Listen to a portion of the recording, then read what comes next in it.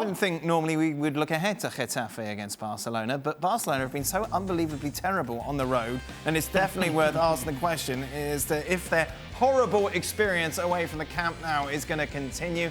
Take a look at their last 7 results away from home. They have lost 4 of them, drawn 3. They've been shocking. There's no Lionel Messi. There's a real negative vibe around Barcelona at the moment, and you get why, Ali, because if you didn't know it was Barcelona, they just not. What am I saying? They're not very good. I understand what you're saying, Dan, and I understand what you're getting into. But the same way that Real Madrid can spin their early difficulties in the season, so can Barcelona to some degree. In that we've been terrible. And yet the distance between us and the top is not what it should be. So we're not trailing that far back. And yes, Lionel Messi is not playing. And yes, we could look for every possibility as to why we're going to lose this game to Getafe. But at some point you have to say, well, we're Barcelona, for goodness sakes.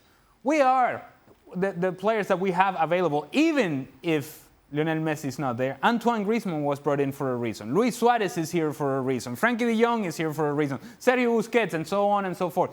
There is enough for Barcelona to beat Getafe, even if it is away from home. And that should be the approach of Barcelona. It's like, look, we may have to grind this out. But all we need to do, and this is what I would concentrate on doing if I were them, we need to stay in contact. We need to stay in touch with the teams on top.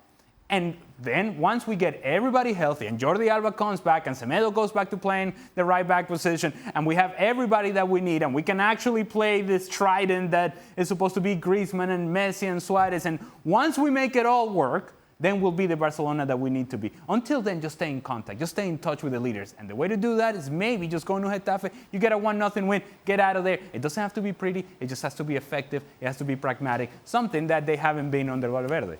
After the game against Getafe, the Champions League is back. And, of course, they're in this tough old group with Inter Milan and Borussia Dortmund as well. It will be Barca against Inter next week at the Camp Nou. 2001 was the last time that Barcelona didn't qualify for the knockout stages of the Champions League, Robbo. There is definitely a conversation to suggest that this may break that 18-year run. There's a conversation to have, but I don't think they will fail. I think they will beat Inter. Inter Milan didn't play very well against Slavia Prague. In fact, they were terrible against Slavia Prague at home.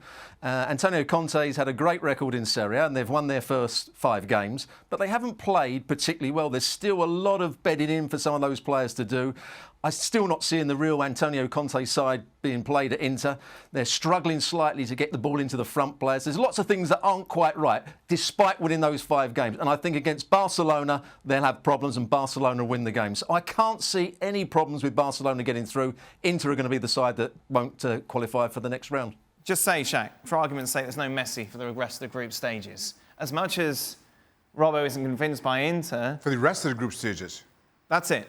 No Messi for the rest of the group stages. I don't think Barcelona get through. And really? Listen, I understand the point he's making. The truth is, Inter haven't played well either in Europe or domestically, but yet somehow they keep grinding results out. Perfect in Serie A, managed to get a late goal in the Champions League.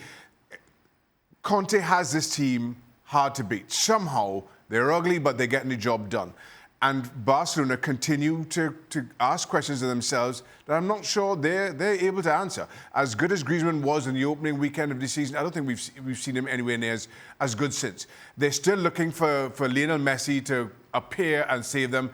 He won't be around for the next couple of weeks. And outside of that, I just feel that this is a team that, in their troubles, are kind of looking at Valverde and wondering what life would be after him and not really grinding results out themselves. First of all, are you the doctor? No, but I am someone who sits here and stirs the pot. Okay. Well, that is stirring the pot. Without Messi, of course, Barcelona struggles. But do they get through? They get through. On because what? eventually... Oh, hey, relax. Don't stir the pot with me, all right, Dr. Thomas. I like that. It's no real validity, but okay. I just think that if indeed you say, look, Lionel Messi is not coming. That's it. He's done. you no longer have that crutch of what you just talked about in saying he's going to come and save us. Right. When he comes back, all the problems will be resolved. No. Now it's about the guys that are here. And we're not thinking about the potential solution and the Messiah coming. No. We're thinking about the solutions being here. And that may just free players to do a certain job that they haven't been able to do so far. Case in point, Antoine Griezmann, who may play the position with freedom that he doesn't have when Messi's out on the field. Thanks so much for watching ESPN on YouTube. And for more sports highlights and analysis, be sure to download the ESPN app. And for premium content and live streaming, subscribe to ESPN Plus.